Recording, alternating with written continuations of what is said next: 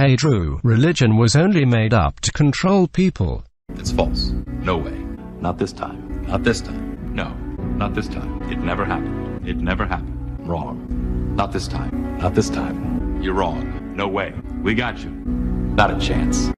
Being a full-time atheist activist, I hear atheists talk about religion every single day. That discourse is of varying quality, sometimes good, sometimes bad.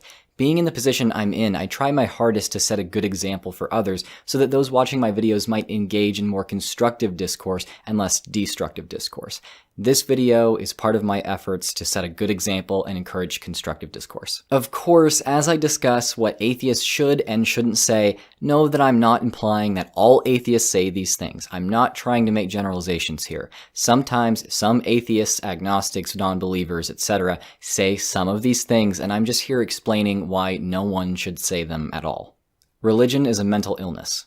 Saying this shows both ignorance and insensitivity. We'll focus on the ignorance first. The diagnostic manual used by the American Psychological Association, the Diagnostic and Statistical Manual of Mental Disorders, or DSM-5, lays out 5 criteria for mental disorders. Let's take a look at them one at a time and see how religion fits each. 1. A behavioral or psychological syndrome or pattern that occurs in an individual.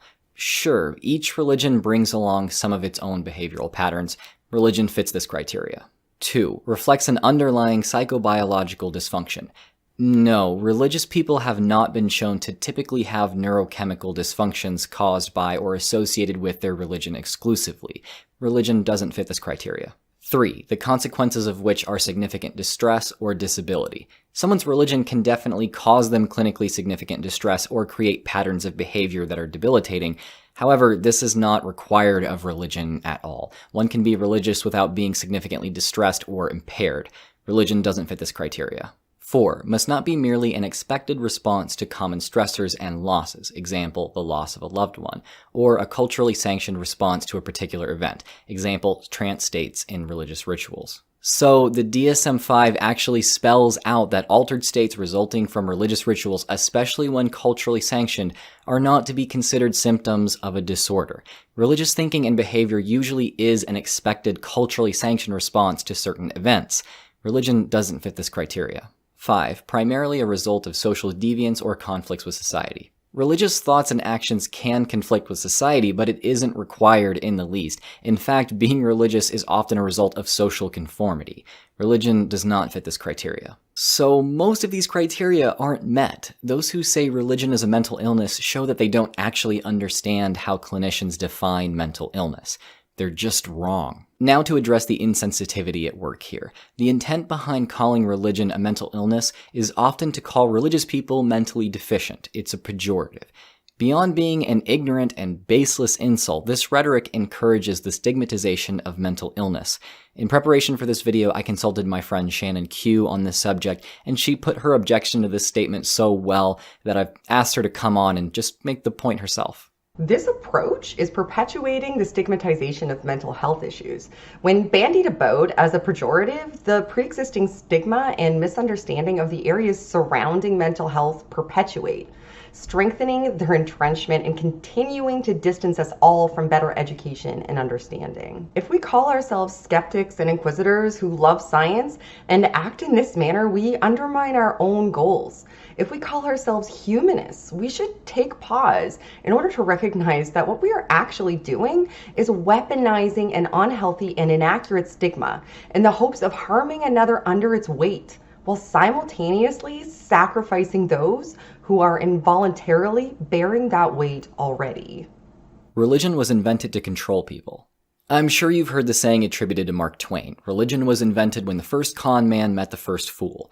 Maybe Mark Twain, in his relatively limited access to information as compared to us, had an excuse for making such an ignorant statement, but we don't.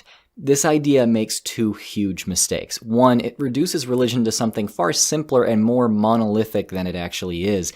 And 2, it ignores what we know about the psychology and ancient history of religion. Religion can be and often is used to control people. Anyone who knows anything about prosperity gospel preachers, cult leaders, or religious governments can tell you that. That's not all it does or can be used for, though. Religion is broad, variable, and hard to define. Many traditions vary wildly from others. Some easily lend themselves to controlling groups of many to serve a privileged few, while others depend on fierce individualism. The fact that many people practice traditions like certain forms of paganism, Buddhism, and Unitarianism that don't lend themselves to being easily controlled en masse points to the conclusion that religion is more than a tool for control. Now, to clarify, I do think it's fair to examine the history and composition of a religion for signs of intentional design for the purpose of control. I think one could easily make the case that Islam, for example, was created by ancient Arab patriarchs for the express purpose of uniting previously diverse people groups and then gaining and maintaining power over them. However, I don't think all traditions show such signs of total design. Many, I think, have a more complex origin story. Religions don't just change when their originators or leaders make it so. They also change as everyday people practice them just a little differently over generations. Some of those little changes are naturally selected for by the pressures of the changing world, and those changes eventually pile up, resulting in huge changes over time. Basically, religions evolve. Their features can exist for the sole reason that they help propagate and preserve the faith. No intent behind them required. What really drives home the point that religion wasn't just invented to control people is the fact that religion seems to be at least as old as humanity itself. There's evidence that over 100,000 years ago, humans in the Middle East were already ritually burying the dead along with valuable stones and tools. Hunter-gatherers that still exist in remote places today, without much exception, practice some sort of religious tradition, suggesting that religion has been with us since our beginning. Religion simply seems to be a thing that most humans do naturally. We wouldn't expect for religion to be so ancient and universal if its existence was dependent upon a crafty creator in all cases. So please don't embarrass yourself or your fellow atheists by asserting that religion was just made up to control people. The definition of faith is... I feel like this is what I might get the most pushback on in this video. Let me paint a picture of a common interaction I've seen between primarily Christians and atheists, which I think is problematic. An atheist asserts that having faith is not a reliable way to determine truth. A Christian says it can be in some instances. The atheist says that believing something without evidence, or having faith, is irrational. To which the Christian responds that they don't have that kind of faith, and that they define faith as trust based on prior experience or action. The atheist explains that the Christian doesn't actually have faith then, but trust.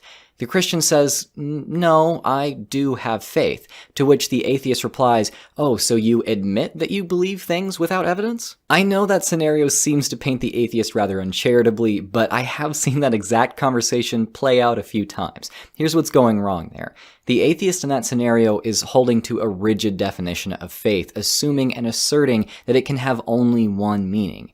The reality is, faith means very different things to different people. Plenty of religious people do essentially define faith as belief without evidence, or belief that is justified by its mere existence without outside justification. I understand why atheists, especially in the US, often define faith that way too.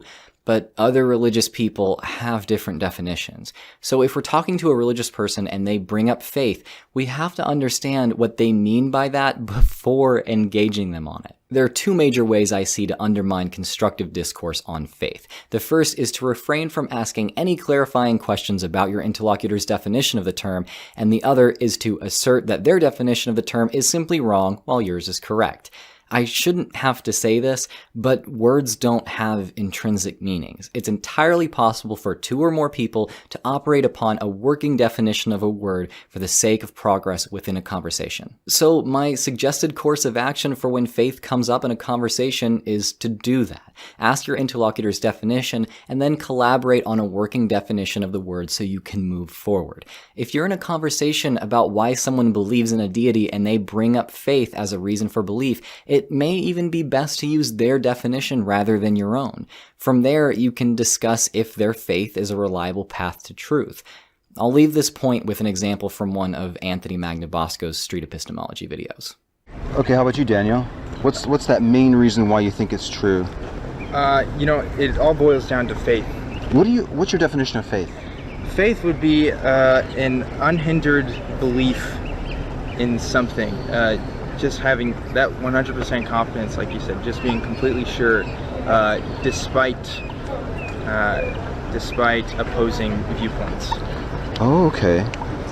You just believe in God because. You know what they say, when you assume, you make an ass out of you and me. And yeah, that's exactly what happens when an atheist just assumes why a theist believes. They make themselves look ignorant and arrogant while making me and other atheists look that way too. Yes, there are plenty of common reasons why theists believe the way they do. Plenty of people will say it's just the way they were raised, they had a personal experience within a certain religion, that it helps them emotionally, etc.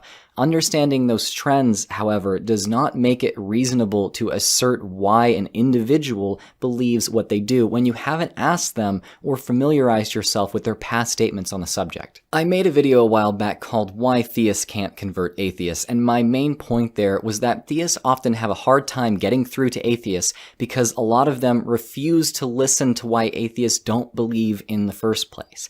So if you want to get through to or even have a decent conversation with a theist, don't just turn the tables. If you don't want someone unfairly coming at you and saying, you're just an atheist because you just want to sin, then don't be unfair to theists by saying something like, oh, you only believe in God because you're too scared to accept the truth. Seriously, just ask someone why they believe and then listen intently before asserting anything about their reasoning.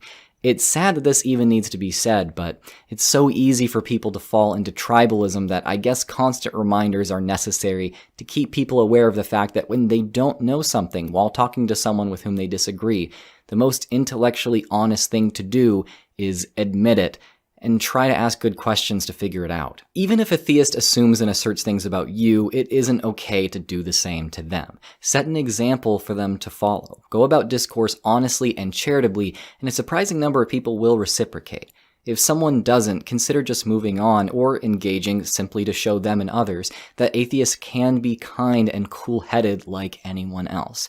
Seeing people do that when I first became an atheist showed me that the atheist community wasn't nasty and depraved as I had been taught as a Christian. Well, I hope no one was too upset by this, and I'm interested to see what the atheist community has to say in response.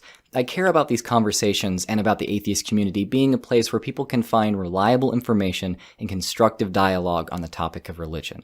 Criticizing some of my own peers is necessary to the achievement of those goals, and I hope my atheist viewers understand that. If you haven't already, I hope you'll join me in trying to set an example that, if followed, would inspire positive change and constructive discourse within the atheist community and beyond. Thanks for watching. I've been